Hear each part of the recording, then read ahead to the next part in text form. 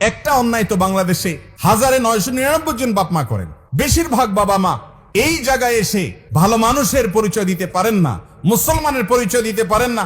কিয়ামতের ময়দানে বহু হাজী সাহেব বাবা, বহু গাজী সাহেব বাবা, বহু দাড়িয়ালা বাবা, বহু তাহাজ্জুদ গুজার বাবা, বহু নেকামলকারী বাবা, বহু দানকারী বাবা, বহু কোরআন তেলাওয়াতকারী বাবা, বহু জিকিরকারী বাবা, বহু নেককার বাবা, বহু মসজিদ প্রতিষ্ঠাকারী বাবা, বহু মাদ্রাসা প্রতিষ্ঠাকারী বাবা, বহু আলেম বাবা আল্লাহর কাছে ধরা পড়ে যাবে এই একটা জায়গাতে যে ছেলেকে সম্পদ দিয়েছেন, সম্পদে মেয়েকে দিয়ে যান নাই। নিজে যে জীবিত থাকতে অন্যায় করে গেছেন সেটা হলো সম্পদ থেকে মেয়েকে বঞ্চিত করা। মনে করে যে মেয়েকে দিলে লাভ কি, এটা তো পরের বাড়িতে চলে যাবে, ঠিক না? অথচ আল্লাহ রাব্বুল আলামিন বলেছেন আবাউকুম ওয়া আবনাউকুম লা তাদরুন আইয়ুহুম আকরাবু লাকুম নাফা। তোমাদের সন্তান, তোমাদের পিতামাতা কে তোমাদের কত বেশি উপকারে আসবে তোমরা জানো না।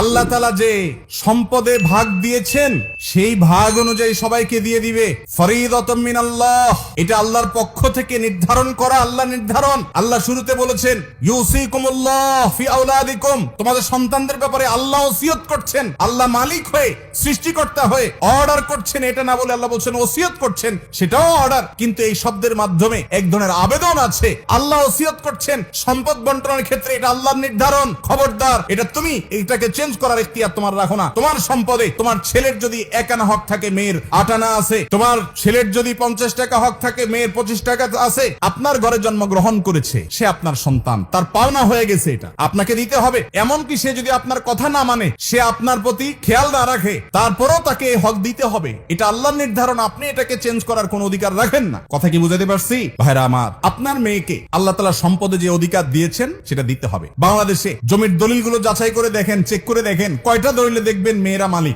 সব ছেলেরা। মেয়েদের প্রতি আমরা অত্যাচার করছি, অবিচার করছি, তাদের অধিকার দিচ্ছি না। তাদের অধিকার দিতে হবে। বাবারা, বান্দার হক বড় ডেঞ্জারাস, বড় ডেঞ্জারাস। কিয়ামতের দিন সন্তান বাপকে দেখে পালাবে, ছেলে মেয়ে পরিচয় দিবে না সেদিন। আপনি এর আশা করেন না যে আমারই তো মেয়ে। অনেক বাপ মা আছে নিজের এই অবৈধ কর্মটাকে হালাল করার জন্য মেয়েকে ডেকে বলে, বা মা তোমাদেরকে আল্লাহ অনেক দিচ্ছে, এখন তোমরা তো যাই হোক বিয়ে শাদী হয়েছে, খরচ টরচ করছি, এখন এগুলো আমি এদেরকে দিতে চাই, তোমরা কি বলো? তো মেয়েরা শরমে পড়ে, লজ্জায় পড়ে কি আর বলবে, ঠিক আছে আব্বা আপনি যেটা ভালো মনে করেন। হয় না এরকম অন্যায়, অবিচার, কোনো কাহিনী চলবে না। মেয়েকে জিজ্ঞাসা করা যাবে না। কেন জিজ্ঞেস করবেন? জিজ্ঞাসা করা তাকে লজ্জায় ফেলে দেওয়া। বাধ্য হয়ে সে দিতে চায় না। ভাইদের সামনে, সবার সামনে জিজ্ঞাসা করবেন, সে বলবে না আমারটা আমাকে দিতে হবে, তাহলে তো ভাই বলবে বেটা তোমার আর জায়গা নাই। এগুলো অন্যায়। সে তার সম্পদ এখান থেকে নেওয়ার পরেও আজীবন সে ভাইয়ের বিটা আসতে পারবে, তার রাইট। কারণ ভ্রাতৃত্বের বন্ধনের কারণে ভাই বোনকে দেখবে, বোন ভাইকে দেখবে, এটা তাদের কর্তব্য পারস্পরিক। মা বাবারা এ অন্যায় করবেন না।